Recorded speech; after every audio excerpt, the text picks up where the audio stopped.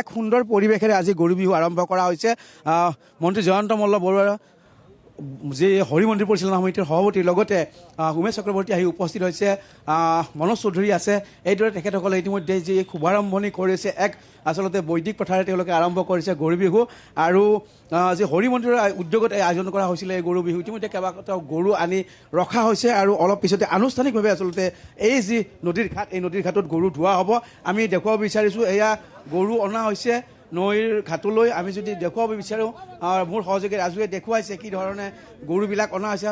আচলতে সঁচাকৈ ক'ব গ'লে আজি চহা কৃষকসকলৰ কাৰণে এক আনন্দৰ দিন আৰু চহা কৃষকসকলে নিজৰ নিজৰ গৰুসমূহ, পোহনীয়া গৰুসমূহ আজি ধুৱাব আৰু সমান্তৰালকৈ যি নতুন পঘা দিয়া হ'ব। এয়া দেখিছে সংঘৰ এগৰাকী নেতা উমেশ চক্ৰৱৰ্তী আৰু মন্ত্ৰী জয়ন্ত মল্ল বৰুৱাই গৰুক হালধি দিছে আৰু হালধিৰে এয়া ধোৱাৰ পৰ্ব আৰম্ভ কৰিছে। আমি দেখুৱাই আছোঁ সেই সুন্দৰ দৃশ্য।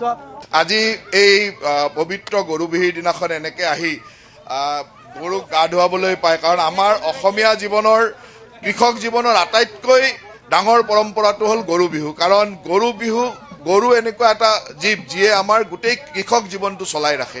আৰু আমাৰ এই কৃষি জীৱন পালন কৰা, কাৰণ শতকৰা বেছিভাগ সংখ্যক মানুহে কৃষক হিচাপে জীৱন নিৰ্বাহ কৰে। গতিকে অসমীয়া জীৱনৰ আটাইতকৈ পবিত্ৰ দিনটো আজিৰ দিনটো। মই ভাবোঁ যে এই গৰু বিহু পালনৰ জৰিয়তে আমি গৌ মাতাৰ প্ৰতিও শ্ৰদ্ধা জনাওঁ, আমাৰ জীৱন, আমাৰ সংস্কৃতি, আমাৰ পৰম্পৰাক সুন্দৰভাৱে আগবঢ়াই লৈ যাওঁ। আৰু আজিকালি এই কথাবিলাক যিহেতু গাঁও অঞ্চলত থাকে, চহৰ অঞ্চলত নেদেখুওৱা হৈ গৈছে আৰু নতুন প্ৰজন্মই এইবিলাক জানিব লাগিব। আৰু আমি আজি ধৰক নিজকে নক্সালজিক হৈ পৰিছোঁ, সৰু দিনলৈকে উভতি গৈছোঁ। ভাল লাগিছে সকলোৰে লগত এনেকৈ গা ধুৱাবলৈ আহিছোঁ। পাগলাদিয়াৰ পাৰত সকলোৱে ইমান আনন্দ কৰিছোঁ। আৰু এই দিনবিলাকে আমাক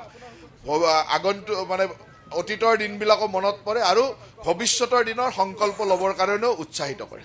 নিশ্চয়কৈ এক নষ্টালজিক হৈ পৰিছে মন্ত্ৰী নিজে। আৰু আমি দেখুৱাইছোঁ এক সুন্দৰ পৰিৱেশ পাগলাদিয়াৰ নদীৰ যি বুকুত ইতিমধ্যে নিজৰ নিজৰ গৰুসমূহ আনি গৰু ধুৱাইছে। আৰু আনুষ্ঠানিকভাৱে যিহেতু হৰি মন্দিৰে আজি আয়োজন কৰিছিল আৰু এই হৰি মন্দিৰৰ উদ্যোগত ইতিমধ্যে মন্ত্ৰীয়ে নিজে ইয়াত গৰুক গা ধুৱাইছে। আৰু মন্ত্ৰীয়ে কৈছে যে আচলতে সঁচাকৈ এয়া ল'ৰালিলৈ ঘূৰি গৈছে। এয়া ল'ৰালিৰ যদি আমি দৃশ্য দেখাওঁ, সঁচাকৈয়ে এক সুন্দৰ দৃশ্য। আৰু নদীৰ বুকুত সকলোৱে আনন্দ কৰি সেই দূৰলৈকে যদি সহযোগী ৰাজুৱে দেখুৱাব, সৰু সৰু ল'ৰাবিলাকে আহি ইতিমধ্যে নদীৰ বুকুত গা ধুইছে, খেলিছে। গৰু বিহুৰ দিনাখনৰ যি আনন্দ, সেই আনন্দত সকলোৱে মতলীয়া হৈছে। আৰু পুৱাৰ ভাগত আমি দেখুৱাইছিলোঁ কেনেদৰে গাঁৱৰ জীয়াৰীসকল ওলাই আহি বিহু মাৰিছে নদীৰ বুকুত। আৰু এই মুহূৰ্তত গৰু গা ধুৱাইছে মন্ত্ৰীয়ে নিজেই।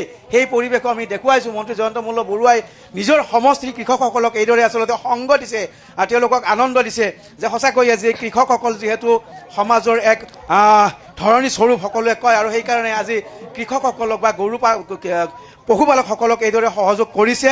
আমি সেই দৃশ্য দেখুৱাইছোঁ। আজি নলবাৰী আচলতে বিভিন্ন প্ৰান্তত যদি আমি চাওঁ, এইদৰে দেখিবলৈ পোৱা গৈছে যথেষ্ট উৎসাহ।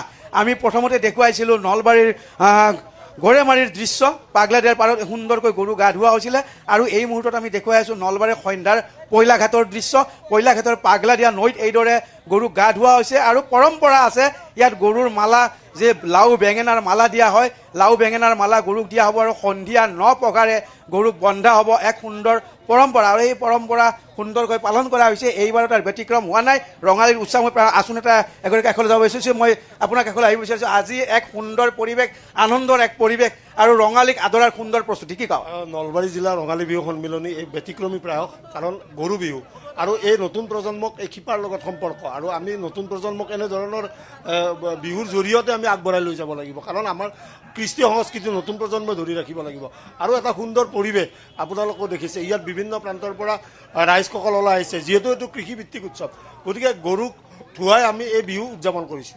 নিশ্চয়কৈ কৃষিভিত্তিক উৎসৱ, গৰুক গা ধুৱাই এইদৰে এই উৎসৱ আৰু এয়া পাগলাদিয়াৰ বুকুত গৌধনক গা ধোৱা পৰ্ব চলিছে। মন্ত্ৰী জয়ন্ত মল্ল বৰুৱা উপস্থিত আছে। এতিয়া অসমীয়া চহা কৃষকৰ গা 7খন 8খন।